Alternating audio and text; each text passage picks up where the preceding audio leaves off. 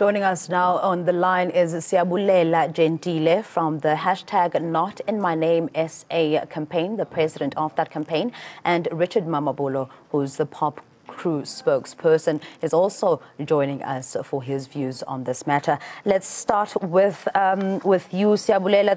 Thank you so much for taking the time on the show to speak to us. Can we start this very important conversation by just basically going through, just briefly taking us through the hashtag Not In My Name campaign? What are you all about? Okay, thank you very much. Good evening.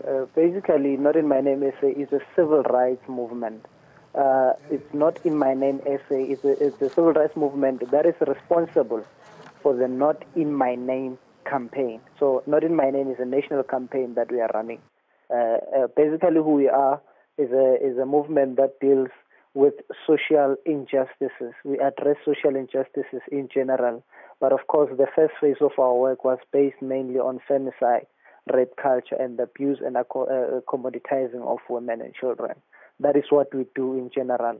We mobilize sectors and individuals and organizations to stand up against all forms of injustices that are meted, especially against the poor and the marginalized of this country.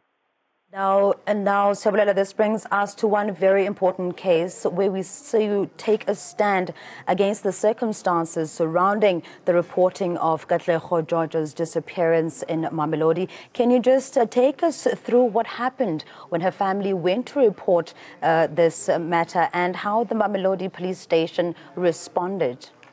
Yes, so we were informed that when the family of Katlego George went to report, they were turned back twice by the Mamelodi West police station on basis that they should come back after 24 hours, which is what infuriates us more, because you will remember that Katlego Georgia was not just an ordinary child, but she had special needs.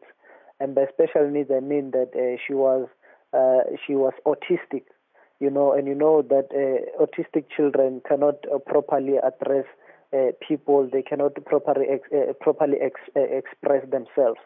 So her family, her uncle, were told that they were returned by the Mamelodi police station 2 times. So we are saying that, especially to the South African police services, not only in Mamelodi, but in South Africa in general, at the national level, because we've received complaints of similar cases of our people being returned from the police station on the basis of 24 hours. As you mentioned earlier, that the Deputy Minister of Police came out very strong and said this 24 hours thing, it's nonsense. And we are saying and we're asking questions that if the police leadership is saying that this 24 hours thing is nonsense, where does it come from? Who started with this thing? Because we don't believe that one ordinary policeman, lowest ranking, decided to wake up one day and said we are going to implement the 24 hours rule.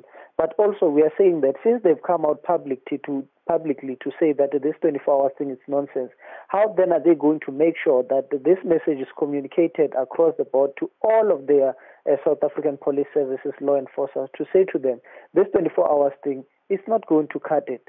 And also, one of our concerns was the issue that our law enforcement officers, especially on the front line, in the police stations, they're not properly trained, and they cannot sympathize with families of missing children who've got special needs. So those are some of the things that we are addressing, that proper training must be implemented, and that these people, they must learn how to address and how to sympathize with people, but also not only missing children of special needs. In general, our police stations are corrupt, and it's one of the things that we're talking about, because most of the cases that we've been involved in, we were told that dockets went missing in our police stations. So it's one of the things that we are addressing, that not only are they incompetent, but they are also corrupt.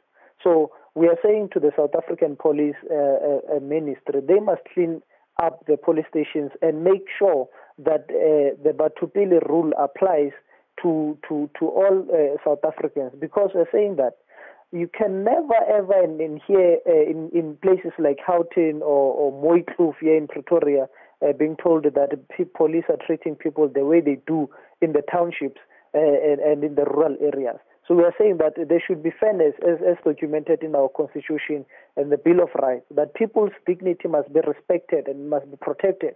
So that is what we're saying today to the South African Police Services, and also to say that they must give us a detailed and comprehensive prevention plan on how to make sure that this 24-hour rule will no longer apply, but also how do they plan on preventing other little girls going missing only to turn up dead in a few days.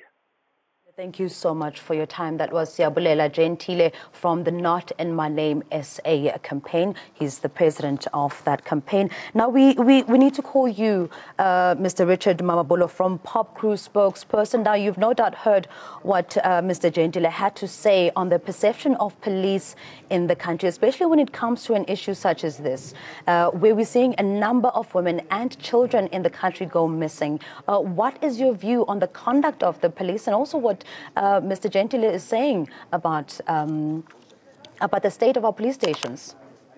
I wouldn't want to agree with the perception that all police officers are corrupt. In fact, I think a majority of our police officers remain committed to serving the people of South Africa. But again, we agree that there has been such challenges, and of course, in recognizing such challenges where people are turned away from police stations, we firstly had to recognize it and speak about it in the past year so that we find solutions to that. And you remember that part of the 6-point plan that was implemented by the former minister was really focused on ensuring that instructions to have police personnel treat victims with respect and dignity was something that is immediately done. And of course, I think that led to assisting victims in victim-friendly rooms and, of course, taking their statements in areas where they are comfortable, but also to take or refer them to medical examinations and actively provide feedback on whatever cases that people are following up on. So that has been something new, and, of course, it's based on the recognition that there are challenges there. So something is being done again. But with regards to what happened in Pretoria, we agree that time is a factor here, and of course in 24 hours a lot of things can happen.